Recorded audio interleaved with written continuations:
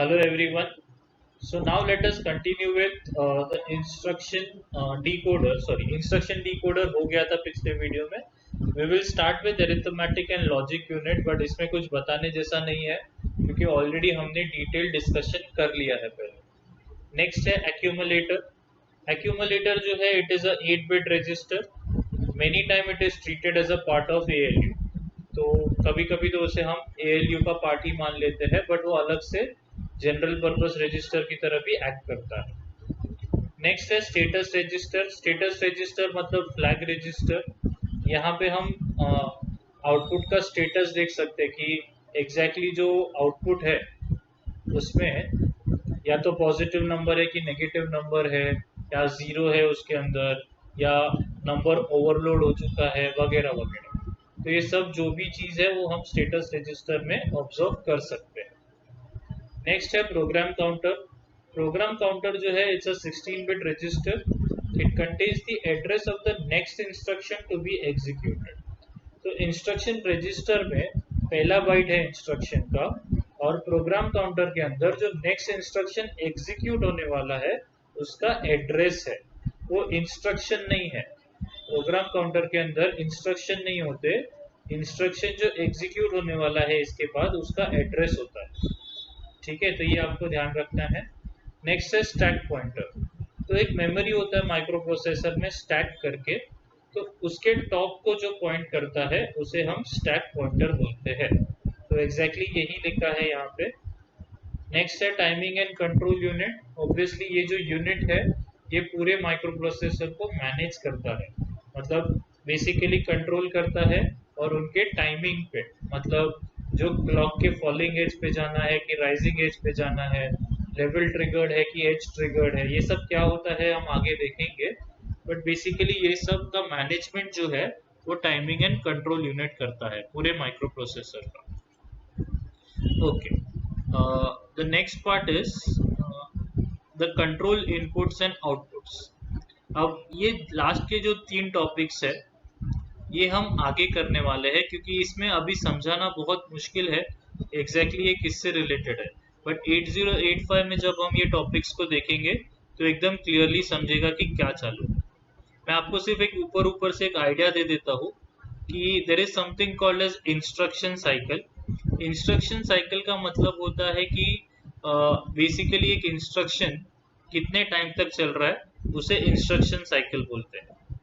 अब वो instruction cycle जो है it is further divided into machine cycle, और मशीन साइकिल जो है वो फर्दर डिवाइडेड होता है टी स्टेट्स में. तो T states is nothing but हर जो क्लॉक का राइज और फॉल होता है वो एक टी स्टेट होता है, उसके बाद वापस राइज और फॉल होगा तो दूसरा. तो ये अलग अलग टी स्टेट्स मिलके एक मशीन साइकिल बनता है, और काफी सारे मशीन साइकिल्स बन के इंस्ट्रक्शन साइकिल बनता है. So that's about the topics which we are talking about, but इसे हम बाद में डिस्कस करेंगे. So now comes the most important part of this chapter, which is the 8085 pin diagram. तो ये इस 40 पिन IC डायग्राम है. आपको हर एक पिन का मतलब पता होना चाहिए. इसको वैसे तो अलग अलग पार्ट्स में डिवाइड किया गया है, बट मैं आपको मेरे तरफ से समझाता हूँ कि इसे पढ़ेंगे कैसे. तो सबसे पहले तो हम ये जो पिन नंबर 12 है, AD0 से लेके AD7 और यहाँ पे A8 से लेके A15, ये पिन्स के बारे में पढ़ते हैं. तो ये जो AD0 टू AD7 पिन्स है इसे हम बोलते हैं मल्टीप्लेक्स्ड एड्रेस डेटा बस. तो इसका मतलब क्या होता है, इसका मतलब ये है A और D मतलब एड्रेस और डेटा, मतलब ये टोटल 8 है. AD0 से AD7 मतलब 8 हो गए. तो जब स्टार्ट होता है साइकिल का तो उसमें ये जो पिन्स है वो एड्रेस कैरी करते हैं, ठीक है, और उसके बाद थोड़े टाइम के बाद वो डेटा कैरी करते हैं. तो इसलिए उसका नाम है एड्रेस डेटा मल्टीप्लेक्स्ड बस. लेकिन हमें कैसे पता चलेगा कि वो एड्रेस कब कैरी कर रहे हैं और डेटा कब कैरी कर रहे हैं. तो इसीलिए 8085 के पास एक स्पेशल सिग्नल है ALE करके, एड्रेस लैच इनेबल. ये आप देखेंगे तो यहाँ पे है पिन नंबर 30. तो पिन नंबर 30 जो है वो कंट्रोल सिग्नल है. किसको कंट्रोल करता है, AD0 to AD7 को कंट्रोल करता है। तो अगर ये जो ALE पिन है, एड्रेस लैच इनेबल, ठीक है, यहाँ पे लिखा है this is a positive going pulse generated every time 8085 begins an operation. This indicates that the bits on AD7 to AD0 are address bits. This signal is used to separate the address bits. इसका मतलब address latch enable अगर 1 है, मतलब on है, तो उसका मतलब AD0 to AD7 में एड्रेस पास हो रहा है, और अगर ये ऑफ हो गया, 0 हो गया, तो इसका मतलब AD0 टू AD7 में डेटा पास हो रहा है। तो ये हमने 8 पिन्स तो ऑन द स्पॉट खत्म हो गए हमारे, 8 और एक 9। तो AD0 टू AD7 के बारे में हमने पढ़ लिया और हमने ALE के बारे में भी पढ़ लिया। अब मैं आपको दूसरे पिन्स के बारे में बताता हूँ, वो है A8 टू A15 पिन्स। अब ये भी बहुत सिंपल पिन्स है, ये एड्रेस बस है। तो इसका मतलब यहाँ पे AD0 टू AD7 में जो एड्रेस है वो 8 बिट का है, और A8 टू A15 में जो एड्रेस है वो दूसरे 8 बिट का है। तो जो हायर ऑर्डर एड्रेस है यहाँ पे A15 टू A8, वो सिर्फ एड्रेस कैरी करता है, जबकि AD7 टू AD0 जो है वो एड्रेस और डेटा दोनों कैरी करता है। तो हमने टोटल मिला के अभी देखेंगे तो 17 पिन्स तो ऑलरेडी पढ़ के हो गए। तो 40 पिन पढ़ना कोई बड़ी बात नहीं है।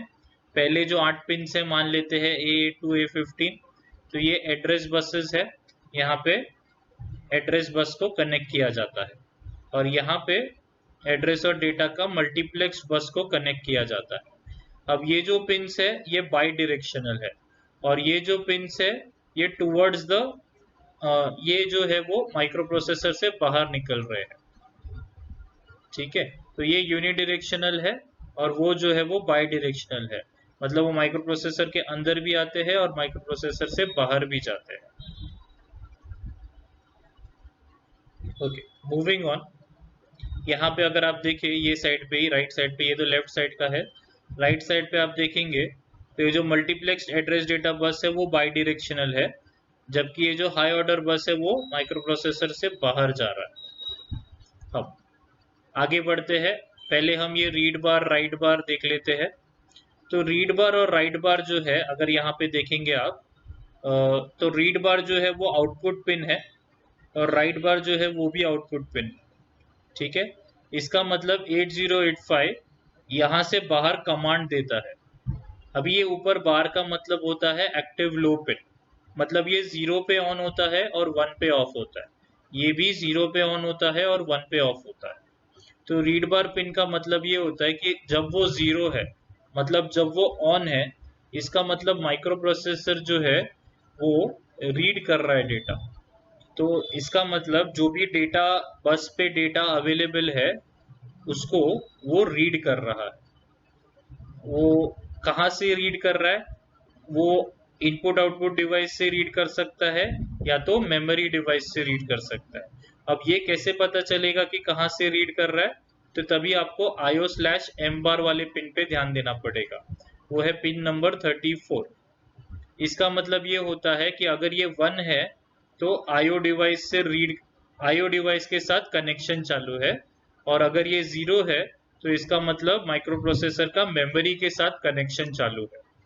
तो अब मैं आपको सिंपल एक लॉजिक बताता हूँ कि अगर रीड बार पिन जो है वो 0 है तो ऑब्वियसली वो एक्टिव है, और IO/M बार जो है वो भी 0 है, तो इसका मतलब मेमोरी चालू है। तो इसका मतलब ये हो गया कि माइक्रो प्रोसेसर जो है वो मेमोरी से रीड कर रहा है। सिंपल। अगर मेरा राइट बार 0 है और मेरा IO/M बार 1 है, तो इसका मतलब माइक्रो प्रोसेसर जो है वो इनपुट आउटपुट डिवाइस में राइट कर रहा है। सो ये 3 पिन से समझ में आता है कि एग्जैक्टली क्या एक्टिविटी चालू है। तो इससे हमने और 3 पिन पढ़ लिए, रीड बार, राइट बार और IO/M बार। तो I hope the topic is clear for now. काफी सारे पिन हो चुके हैं, नेक्स्ट वीडियो में हम इसका डिटेल डिस्कशन करते हैं।